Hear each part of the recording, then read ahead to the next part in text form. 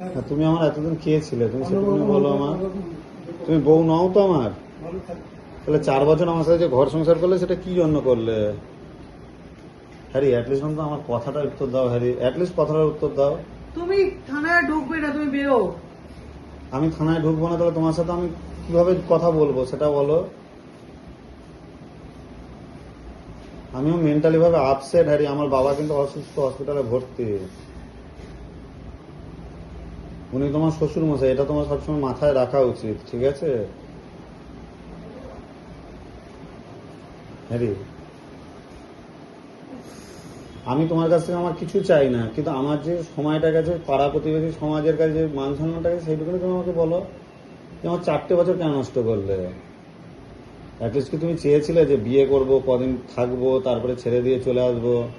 এরকম কি তোমার ইচ্ছাটা ছিল? তুমি বলো না, সেগুলো বলো, মন থেকে বলো।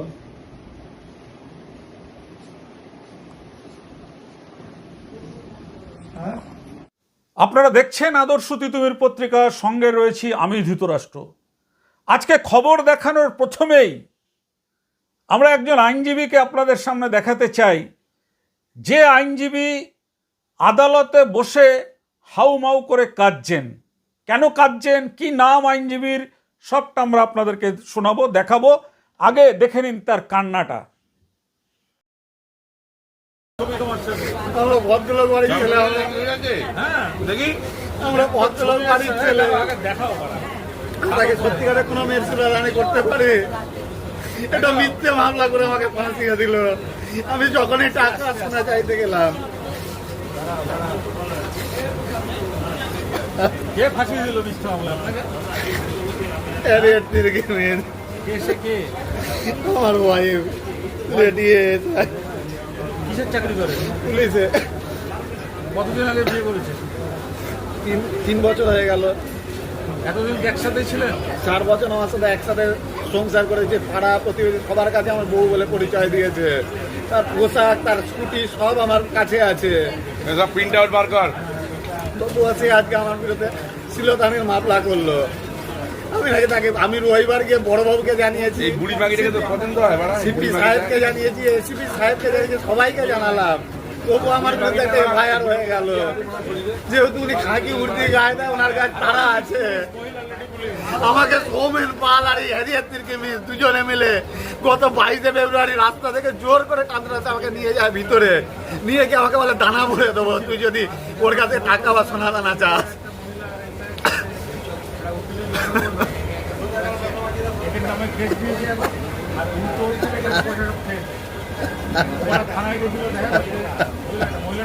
আমাকে সব রয়েছে প্রমাণ।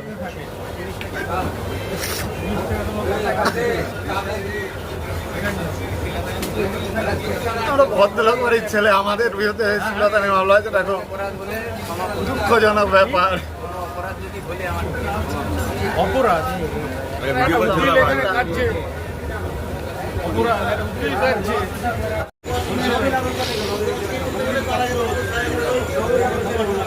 কি আপনারা শুনলেন তো কান্না?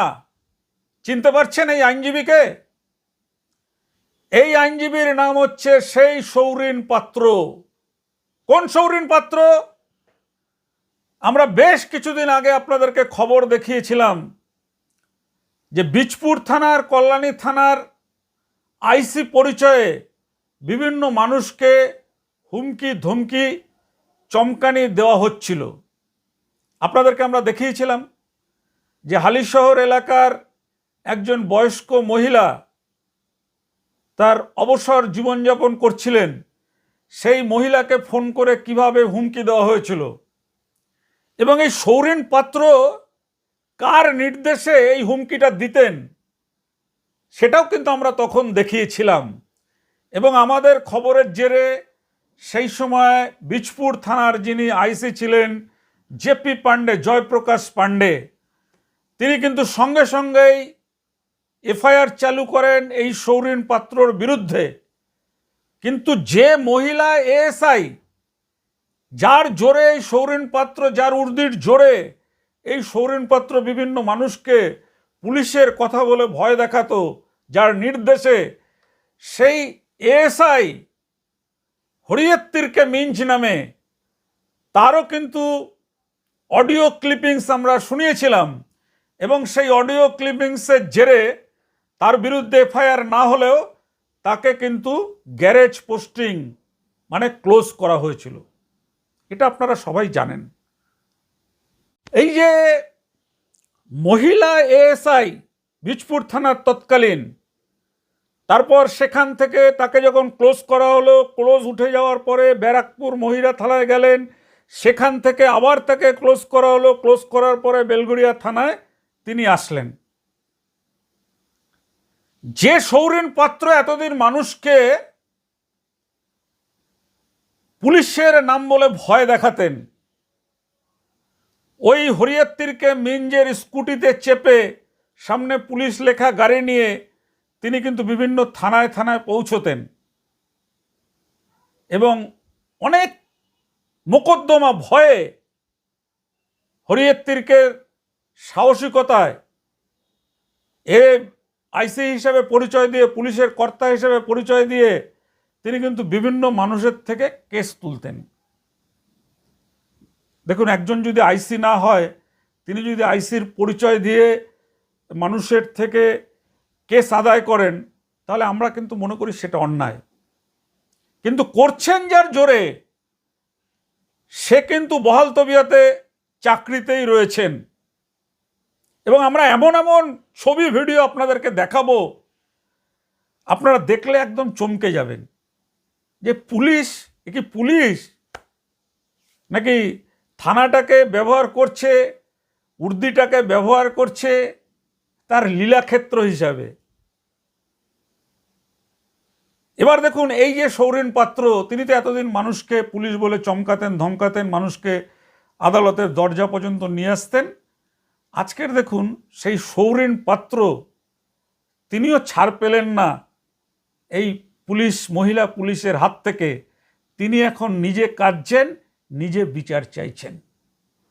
কি বলছেন সৌরেন পাত্র, শুনুন আপনারা কি বলছেন। সৌরিন পাত্র, আপনার সঙ্গে কি ঘটনা হয়েছে? আমাকে হ্যারিয়ত্তিরকি মিঞ্জ কোর্টে প্রথম ওর সাথে পরিচয়, তারপর তিরকে হ্যারিয়ত্তিরকি মিঞ্জ আচ্ছা, উনি কে? লেডি এএসআই, উনি আগে বীজপুর থানায় ছিলেন। সেই সুবাদে ওনার সাথে কোর্টে পরিচয়। উনি আমাকে নিজে হোয়াটসঅ্যাপে বিয়ের প্রস্তাব দেয় এবং আমাকে প্রায় দিনই বীজপুর থানায় ডাকতেন। তারপর থেকে ওনার সাথে আমার ঘনিষ্ঠতা বাড়ে দীর্ঘদিন ধরে। ঘনিষ্ঠতা বাড়তে বাড়তে বাড়তে বাড়তে উনি আমার বাবাকে হঠাৎই ফোন করে আমার অ্যাবসেন্সে জানায় যে আমি আপনার ছেলেকে ভালোবাসি এবং বিয়ে করতে চাই। তখন আমার বাবা বলেছিল এটা কোনোদিন সম্ভব। তখন উনি বলেছিল না, আমার ডিভোর্স হয়ে গেছে, আমি ওকে ভালোবেসে ফেলেছি, ওকে ছাড়া আমি থাকতে পারবো না।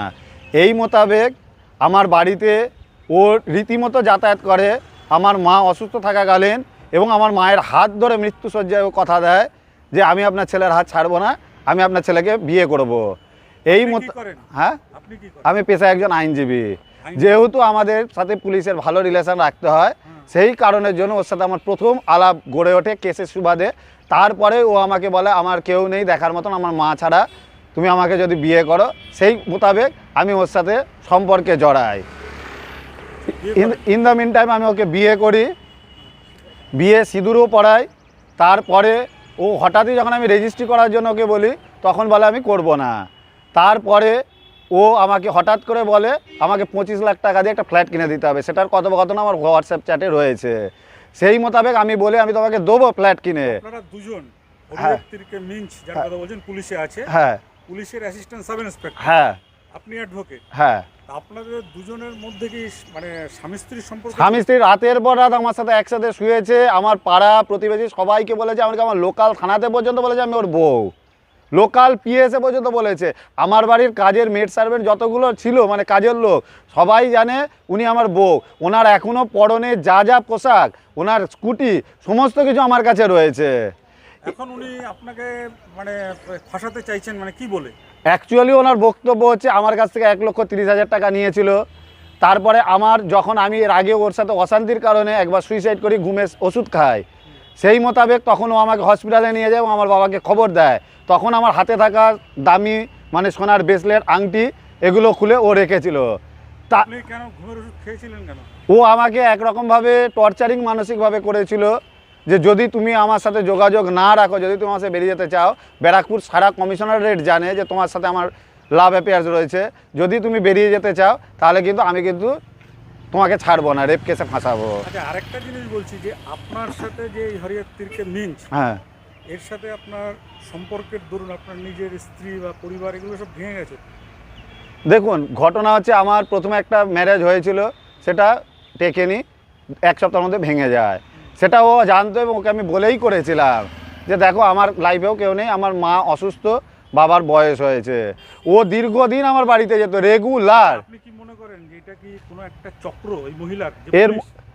মহিলার শোনেন আমি আপনাদেরকে বলি, এই মহিলা লেডি এএসআই হ্যারিয়েট তির্কি মিঞ্চ একটা ছেলে নয়, আমার সাথে সম্পর্ক করার আগে এই ব্যারাকপুর লাইনে রাজু বলে একজন ছিলেন, তার সাথে উনি সম্পর্কে লিপ্ত হয়েছিলেন।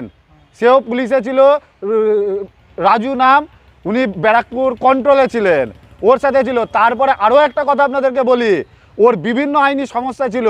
ও একটা খর্দায় ফ্ল্যাট বুক করেছিল, সেই ফ্ল্যাটের মামলা অলরেডি এখনও কনজিউমার ফোরাম পাড়ার সাথে পেন্ডিং, সেই মামলার অন রেকর্ড ছিলাম আমি। আমাকে দিয়ে যাতে বিনা পয়সায় ওর সমস্ত মামলা করানো যায় সেই কারণের জন্য আমাকে রেখেছিল।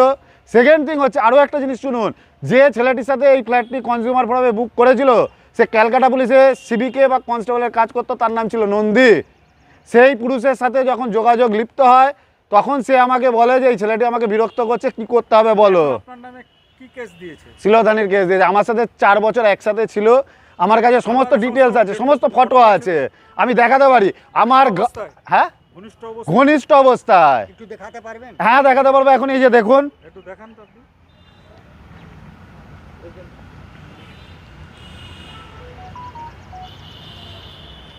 একটা মেয়ে কখন ঘনিষ্ঠ অবস্থায় ছবিগুলো তোলে বলুন? এই যে দেখুন, এই যে দেখুন, একটা মেয়ে কখন ঘনিষ্ঠ অবস্থায় ছবিগুলো তোলে। আরও ছবি আছে যদি দেখতে চান, আরও দেখাবো ছবি,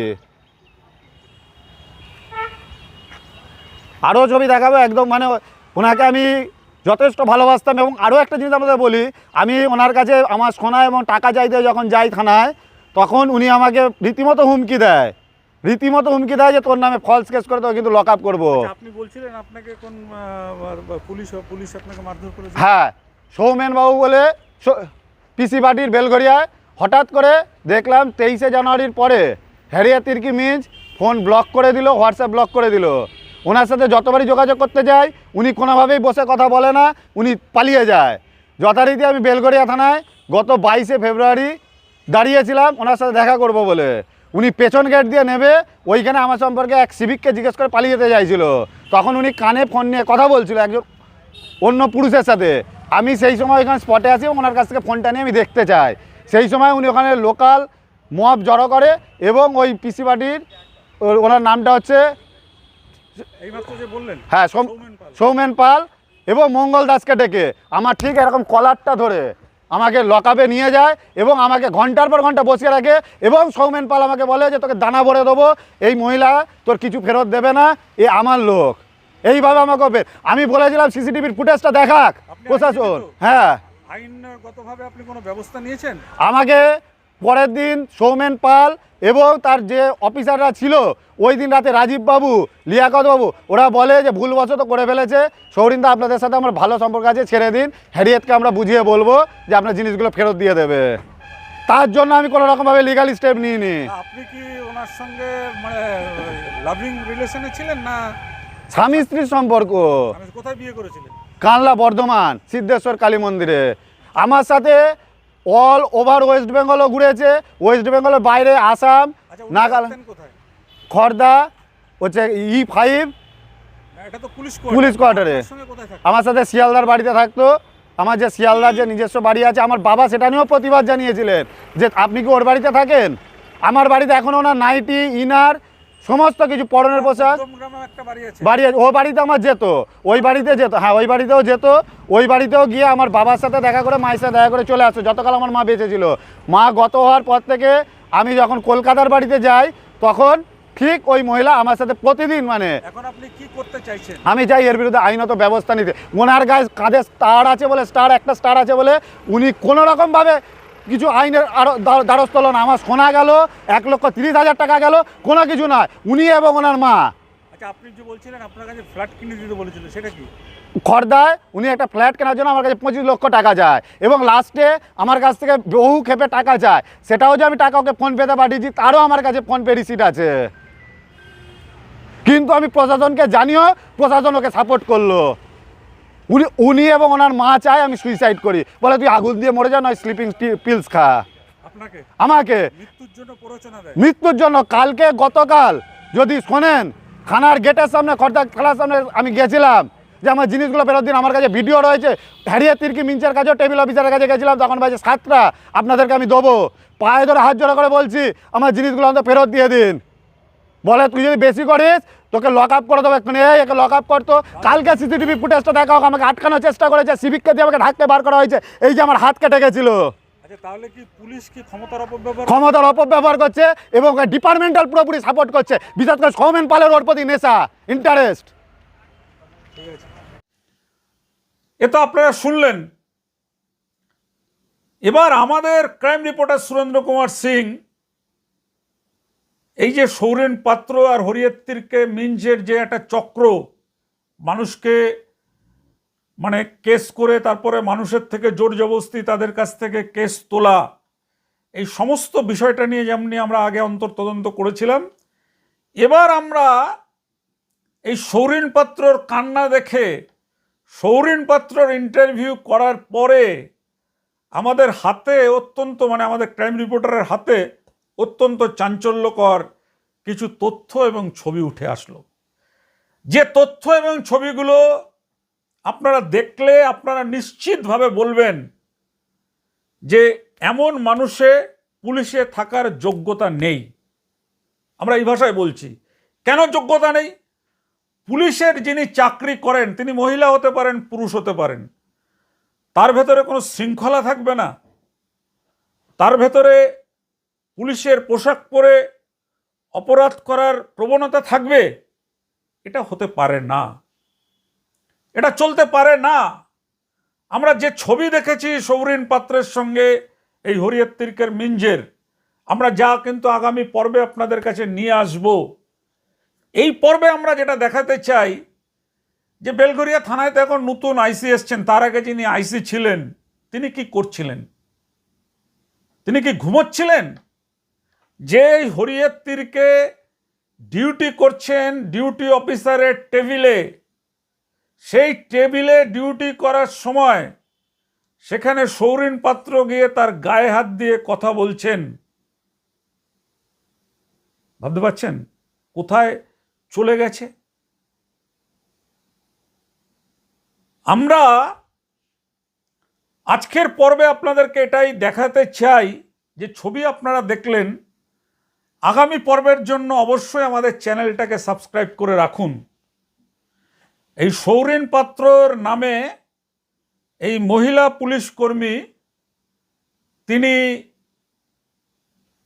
অ্যাট্রোসিটিস অ্যাক্টে কেস করেছেন এবং তার সঙ্গে আরেকজন মহিলাকে দিয়েছেন সঞ্চিতা রায়। এর আগে এই সঞ্চিতা রায়ের বিরুদ্ধেই ব্যারাকপুর রেল স্টেশনের গায়ে জিআরপি থানা এলাকায় একটা মিথ্যা কেস করে ব্যারাকপুর মহিলা থানায় গিয়ে কেস করা হয়েছিল, যেহেতু তিনি সেই সময় মহিলা থানায় ছিলেন। আমরা সবটা আপনাদের কাছে নিয়ে আসবো, কারণ আমরা চাই যে এই যে ঘুঘুর বাসা, থানা থাকবে পরিচ্ছন্ন সাধারণ মানুষের বিচার পাওয়ার জন্য। যদি থানার ডিউটি অফিসার টেবিলে বসে তিনি সেখানে তার যে মানে এটা কি বলবো, এটা কি প্রেমের সম্পর্ক বলবো না কি বলবো আপনারাই বলতে পারেন, কিন্তু যে ছবি আমাদের কাছে এসছে খুব মারাত্মক ছবি। ছবিটা আজকে দেখাতে গেলে অনেক বড় হয়ে যাবে, আমাদের খবরের মানে অনেকটা বড় হয়ে যাবে। আজকে এর মধ্যেই আপনাদেরকে আমরা রাখতে চাই, এর পরের পর্বে নিশ্চয়ই আমরা খবর তুলে ধরব। এই যে কেসটা যে করা হলো সৌরিন পাত্রের কাছে, সৌরিন পাত্রর নামে যে কেসটা করা হলো, সেই কেসটা আমাদের মনে হচ্ছে যে সেই কেসটা সাজানো কেস। কেন আমরা বলছি সাজানো কেস? কারণ যে মহিলাকে সৌরিন পাত্র দাবি করছেন যে উনি আমার স্ত্রী ছিলেন এবং ছবিতেও যা আমাদের কাছে ছবি এই সৌরিন পাত্র দিয়েছেন, যে সমস্ত তার ব্যক্তিগত ছবি, অনেকেই বলছেন যে এগুলো ব্যক্তিগত ছবি, এগুলো না দেখানোই ভালো। সরস্বতী তুমির পত্রিকা কিন্তু মানুষের কাছে সত্য খবর সবসময় তুলে ধরে, মিথ্যার সঙ্গে কোনো আপোষ করে না। আমরা এই ঘটনাটাকে আপনাদেরকে তো দেখাবই। আজকে যে কথাটা বলে আমরা শেষ করতে চাই, যে এই যে মহিলা পুলিশ যাকে নিজের স্ত্রী হিসাবে দাবি করছেন এই সৌরিন পাত্র, আমরা খবর নিয়ে দেখলাম যে এই মহিলা পুলিশ অফিসার তিনি তার স্বামী রয়েছেন আসামে, তিনি কিন্তু তার স্বামীর সঙ্গে এখনো তার ডিভোর্স কমপ্লিট হয়নি। তো একজন পুলিশ অফিসার তার স্বামীর সঙ্গে ডিভোর্স না করে আবার একজন আইনজীবীকে কিভাবে বিয়ে করতে পারেন? ছবি যা আছে আমাদের কাছে, আমরা সেসব ছবি আপনাদের কাছে দেখাবো ঢেকে ঢেকে। তাহলে কি করে পারেন? 3 নম্বর হচ্ছে আমাদের প্রতিবেদক যে এই যে চক্রের কথা আমরা বলছি, কেন চক্রের কথা বলছি আমরা? সৌরিন পাত্র এবং সঞ্চিতা রায়ের নামে কেস করা হলো, সেই কেস করার পরে আমাদের কাছে চাঞ্চল্যকর ভিডিও এসছে যে আবার অন্য আর একজনের সঙ্গে তিনি ফোনে তার যে কাজ মানুষকে ধরা, সেই কাজ কিন্তু তিনি শুরু করেছেন। এবং সেখানে দেখা যাচ্ছে যে ফোন পেতে করে সেই আবার যাকে নতুন যাকে মানে ধরেছেন শিকার, সেই শিকারের কাছ থেকে কিন্তু ফোন পেতে টাকা পয়সাও নেওয়া হচ্ছে। সেই যে তিনি শিকার, তার যে সঙ্গে যে নতুন করে সম্পর্ক গড়ে তুলতে চাইছেন, সেই বিষয়টাও কিন্তু আমরা আপনাদের সামনে নিয়ে আসবো যে কে সেই লোকটা, যে লোকটার সঙ্গে তার সম্পর্ক, কোথায় থাকেন এবং তিনি ফোনে কি বলছেন, সব আমরা শোনাবো আজকে। এটা দেখুন, যারা পুলিশের কর্মী আছেন আপনারা জানবেন যে পুলিশ যারা ভালো কাজ করে আমরা কিন্তু তাদেরকে সবসময় স্যালুট করি এবং তাদের জন্য নিজেদের বুক পেতে দিতেও আমরা কখনো কার্পণ্য করি না। কিন্তু এই একজন পুলিশ যখন এই অন্যায় করে, ভ্রষ্টাচার করে, ব্যভিচার করে পুলিশের ঊর্ধ্বকে কাজে লাগিয়ে তখন অন্য কোনো চ্যানেল বা অন্য কোনো সংবাদ মাধ্যম সেই খবর না তুলে ধরলেও আমরা তুলে ধরি এই কারণেই, কারণ আমাদের সমাজটাকে আমরা সুন্দর রাখতে চাই।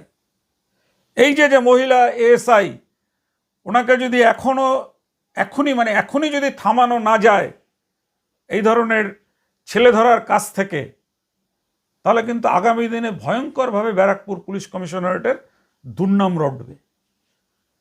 আমরা কিন্তু এখন তথ্য প্রমাণ সব হাতে নিয়ে বলছি। আজকের আপনাদের সেই খবরই আমরা দেখাচ্ছি যে একজন আইনজীবী যখন আদালতে বসে কান্না করে নিজের দুঃখের কথা বলে, তখন জানবেন যে ঘটনা কিছু না কিছু একটা আছেই। সেই ঘটনার নেপথ্যে কি আছে সেটাকে তুলে নিয়ে আসার জন্যই আমাদের ক্রাইম রিপোর্টার সুরেন্দ্র কুমার সিং ছুটছেন। আপনারা দেখুন, দেখার পরে যদি আপনাদের মনে হয় যে এই খবর আরও বেশি বেশি করে মানুষের কাছে পাঠানো দরকার, সংশোধন করা দরকার এই পুলিশ কর্মীকে, তাহলে অবশ্যই কমেন্ট করবেন, শেয়ার করবেন, আরও বেশি বেশি করে মানুষের কাছে খবরটা পৌঁছে দেবেন। আগামী পর্বে যে খবর আসছে তা কিন্তু অত্যন্ত চাঞ্চল্যকর এবং ভয়ঙ্কর, দেখবেন আপনারা, আসছে।